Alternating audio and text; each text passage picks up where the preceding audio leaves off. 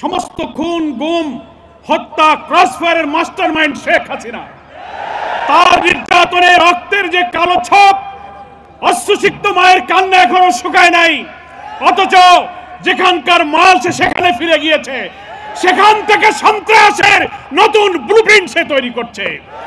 আজকের এই মানবাধিকার দিবসে আমরা বলতে চাই, সেই 2006 সালের 28 অক্টোবর থেকে শুরু করে পিলখানার হত্যাকাণ্ড, হেফাজতের হত্যাকাণ্ড, তারপরে বাংলাদেশের ইসলামী আন্দোলনের নেতৃবৃন্দকে বিনা অপরাধে সাজানো মামলা, সাজানো সাক্ষী, সাজানো বাদী, সাজানো বিচারক দিয়ে নির্মমভাবে জুডিশিয়াল কিলিং করা হয়েছে। তারপর জুলাই আগস্টের অভ্যুত্থানে 2000 ছাত্র জনতাকে খুন করা হয়েছে, 40,000 ছাত্র জনতা আহত হয়েছে। এই গুণ খুনের বিচার বাংলাদেশে না হলে আমাদের এই আন্দোলন, এই ত্যাগ, নতুন বাংলাদেশ নির্মাণের স্বপ্ন ব্যর্থ হয়ে যাবে। আমি প্রশ্ন করতে চাই, বাংলাদেশ নামক রাষ্ট্রে একটি মানবাধিকার কমিশন আছে। এই 17-18 বছরের কালো যুগে যত খুন গুম ক্রসফায়ার হয়েছে, মানবাধিকার কমিশন তার কি বিচার করেছে? বাংলাদেশের সংবিধানে কমিশনকে এখতিয়ার দেওয়া হয়েছে, তারা সরকারের কাছে, স্বরাষ্ট্র মন্ত্রণালয়ের কাছে অভিযোগ করতে পারে, বিচারের জন্য তারা উদ্যোগ নিতে পারে। তারা করেনি। এই কমিশন ফ্যাসিবাদের দোসর ছিল। আজকে নতুন বাংলাদেশ হতে যাচ্ছে।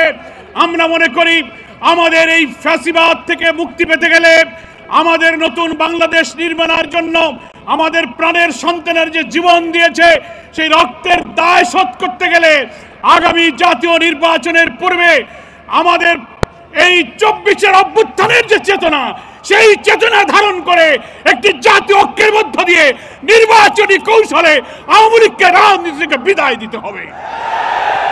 প্রিয় ভাইরা আমার, আজকে বাংলাদেশের মানুষ বর্তমান সরকারের অর্থাৎ অন্তর্বর্তীকালীন সরকারের প্রধান উপদেষ্টা ডক্টর মোহাম্মদ ইউনূসের ডাকে সাড়া দিয়ে গত 4 তারিখে দেশ এবং দুনিয়াকে আমার জাতীয় ঐক্যের প্রমাণ দিয়েছি।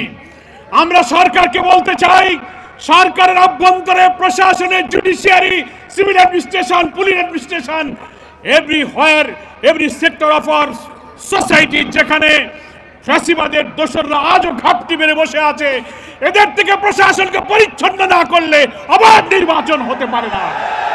সেই জন্য আপনারা শক্ত হন, দৃঢ় হন, ঝুঁকি গ্রহণ করুন। আমরা আপনাদের পাশে আছি। কিন্তু আওয়ামী দোসরদের সাথে আঘাত করলে আপনার আমার স্বপ্ন পূরণ হবে না, নির্বাচন নিরপেক্ষ হবে না।